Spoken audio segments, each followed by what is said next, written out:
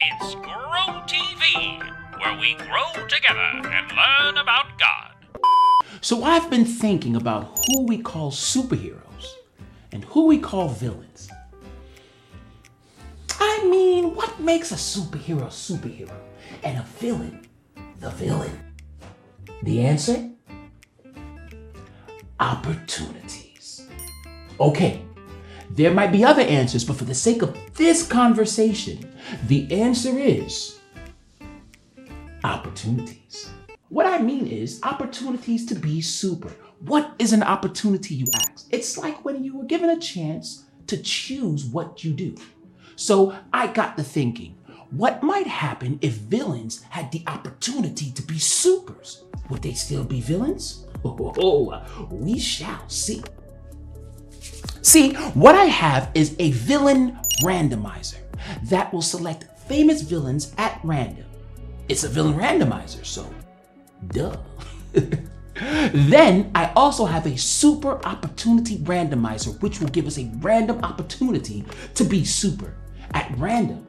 You get it. We'll match up the random famous villain with the random opportunity to be super, and what will come out? The possibilities are endless. Possibly villains turning into superheroes before our very eyes, or they just might stay villains. We shall see. Okay, let's rev up the random villain randomizer. It's Captain Hook, one of the most famous iconic villains of all. With a hook for a hand, will never ever leave Peter, Wendy, and those poor lost boys alone. All right now, let's rev up the super opportunity randomizer. You see someone about to cross a busy street and their shoe is dangerously untied. Okay, this is simple and a super opportunity to be super and not a villain. Let's put the two together. I will act out Captain Hook's response. Oh no, I'm Captain Hook. I'd like to help this person tie their shoe, but I have a hook for a hand. Arr.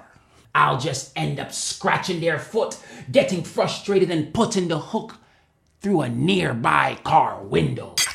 Well, that didn't work. Hey, what's up? I'm just playing a game to see if supervillains could be superheroes if only they had super opportunities. That is an interesting thought. Opportunities to be super can change things quite a bit. I don't know if they can make a supervillain look like a superhero, but they can change people's lives. That's what happened with Ruth and Naomi in the Bible. For real? Yo, how so? Well, it's a story from the book of Ruth, chapter 2. There wasn't enough food for everyone in a place called Bethlehem. Wait. Isn't that where Jesus was born?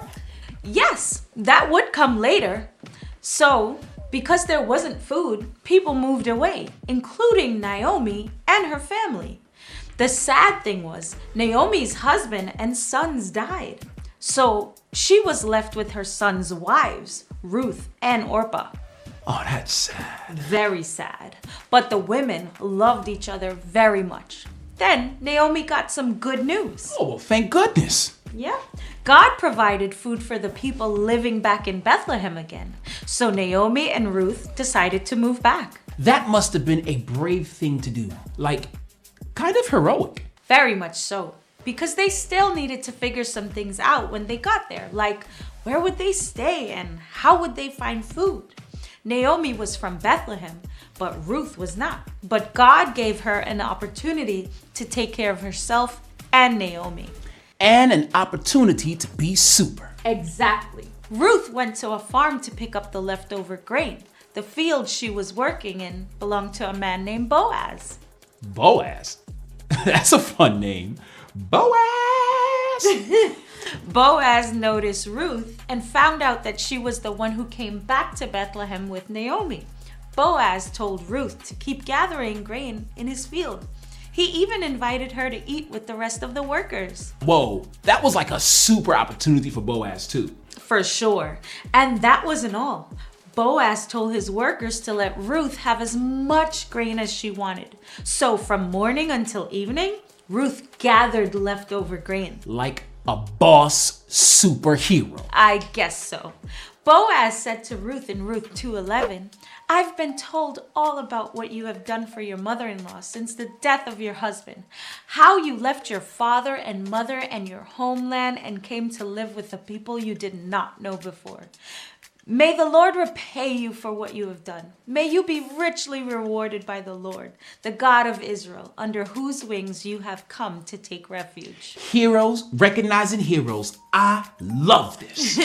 Ruth brought the grain home, and Naomi saw that it was a lot. Ruth told Naomi all about Boaz and his field. Naomi was happy to hear this because Boaz wasn't a stranger. He was part of Naomi's family. God gave Ruth an opportunity to find food and take care of herself and Naomi. God gave Boaz the opportunity to show kindness to someone he didn't know. God does the same for us. Every day we have opportunities to care for others and do the right thing. Opportunities to be super. Right. God gives us opportunities. So, I don't really need this super opportunity randomizer. No idea what that is, but yeah. God gives us plenty of opportunities every day to help others. And we just have to be aware. What do you mean aware? Means like paying attention, looking for opportunities whenever and wherever they might come.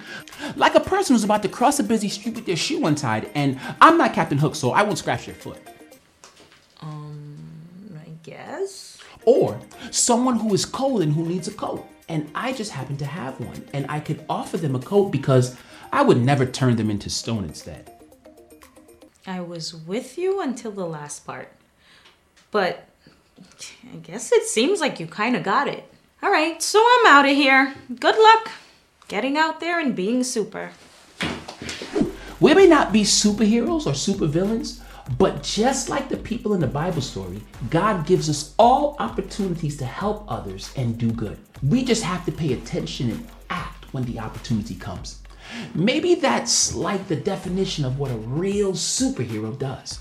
So maybe we're all superheroes after all. Well, either way, God gives us opportunities, and maybe there's one right in front of you right now. Let's keep looking for opportunities that God has for us. It's been fun randomizing stuff with you and learning Bible stuff with you. It's always good to learn and grow together. See you next time. Bye.